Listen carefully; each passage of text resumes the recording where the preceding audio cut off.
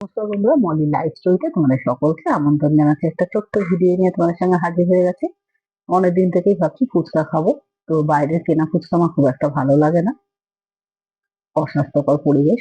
যাই হোক, তো বাড়িতেই আমরা ফুচকা প্যাকেট কিনে এনে রেখেছি, ওটাকে ভেজে নিয়েছি। আর আলু সেদ্ধ করে রেখেছিলাম, মটর সেদ্ধ করা রয়েছে। এখানে লঙ্কার গুঁড়ো একটু ভেজে নিয়েছি, জিরের গুঁড়ো, লঙ্কার গুঁড়ো, বিট নুন, টক জল, আর ওপর দিয়ে ধনেপাতা দিয়ে আলু একটা, মানে ফুচকার ভিতরে যে আলুটা দেওয়া হয় সেই আলুটা দেখো মেখে নিচ্ছি। ধনেপাতা দিলে ফুচকার টেস্টটা অনেক বেশি সুন্দর হয়।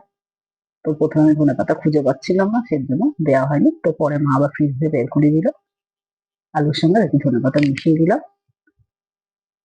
কিছুটা টক জল দিয়ে খেয়েছিলাম। আর টক জলটা তৈরি করেছি হচ্ছে পুরো তেঁতুল, বিট নুন আর গন্ধরাজ লেবু দিয়ে। আর মিষ্টি চাটনি আমাদের বাড়িতে সবসময় করা থাকে, যেহেতু আমরা মিষ্টি ফুচকা খাই বা চাট, পাপড়ি চাট খাই, সেজন্য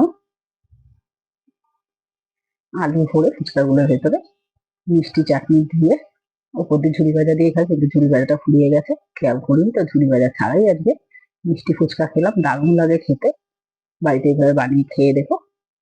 এই ফুচকার প্যাকেটগুলো শপিং মলে কিনতে পাওয়া যায়, পেনসার থেকে কিনে এনেছিলাম আমরা। ফুচকাটা কিন্তু খেতে দারুণ হয়েছিল। তোমার কে কে ফুচকা খেতে ভালোবাসো, বিশেষ করে মিষ্টি ফুচকা, কমেন্ট করে জানিয়ে ভিডিওটা এখানেই শেষ করছি। Good bye.